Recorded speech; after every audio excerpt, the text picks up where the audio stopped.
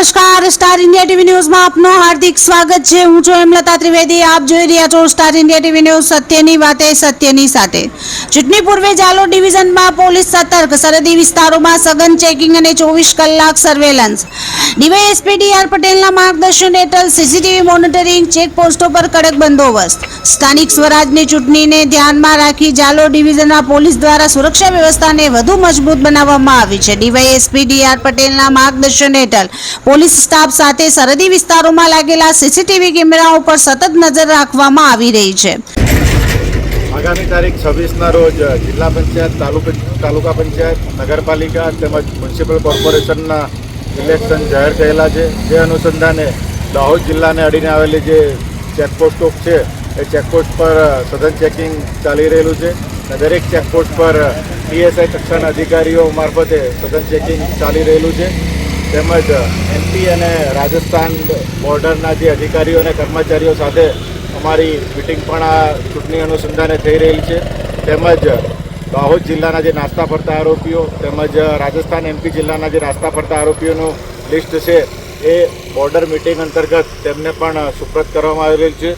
તેમજ આપ જોઈ રહ્યા છો તેમ પોલીસ અધિકારી અને કર્મચારીએ જે એમપી અને રાજસ્થાન રાજ્યમાંથી પ્રવેશ કરીને કોઈ નશાકારક પીણું કે કોઈ નાર્કોટિક્સને લગતો પદાર્થ લઈ અને ગુજરાતની હદમાં પ્રવેશ કરે નહીં તે બાબતે સઘન ચેકિંગ ચાલી રહ્યું છે।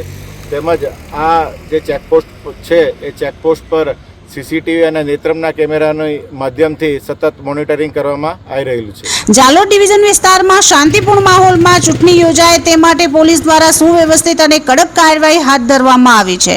ખાસ કરીને બોર્ડર વિસ્તારોમાં વાહનોની સઘન તપાસ, શંકાસ્પદ હલચલ પર નજર અને 24 કલાક મોનિટરિંગ કરવામાં આવી રહ્યું છે।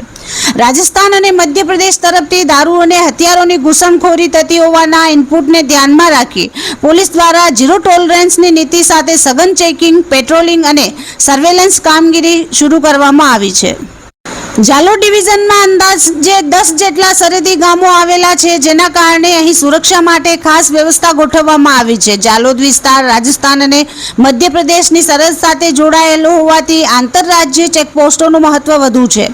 સામાન્ય રીતે 10 જેટલી ચેકપોસ્ટો કાર્યરત રહે છે, જેમાં ચૂંટણી દરમિયાન કામચલાઉ નાકાઓનો પણ સમાવેશ કરવામાં આવ્યો છે।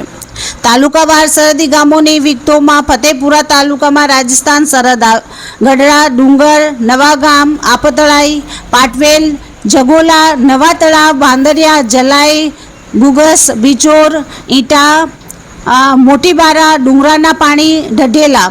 જાલોદ તાલુકા રાજસ્થાન સરહદ, ગરાડુ, દાવડિયા, રાજડિયા, ખેડા, બંબેલા, દેસવા, ઠૂટી કંકાસિયા, ટીમાચી, છાસિયા, મગાનીસર, રામપુર, ગોવિંદગુરુ લીમડી તાલુકા મધ્યપ્રદેશ સરહદ, ચાકલિયા, કચલધરા, ચટકા, છાયર। આ તમામ ચેકપોસ્ટો પર ખાસ કરીને દારૂની હેરાફેરી અટકાવવા, ગેરકાયદેસર હથિયારોની અવરજવર રોકવા અને ગુનાખોરી નિયંત્રિત કરવા જિલ્લા પોલીસ તથા સ્થાનિક પોલીસ દ્વારા ચુસ્ત બંદોબસ્ત ગોઠવવામાં આવ્યો છે। ચૂંટણી સમયગાળા દરમિયાન આ દેખરેખ વધુ કડક બનાવવામાં આવી છે, જેથી જિલ્લામાં કાયદો અને વ્યવસ્થા યથાવત રહે અને મતદાન પ્રક્રિયા નિષ્પક્ષ અને શાંતિપૂર્ણ રીતે પૂર્ણ થાય। Star India TV news, Jhalod reporter Pankajbhai Pandit, જિલ્લા દાહોદ।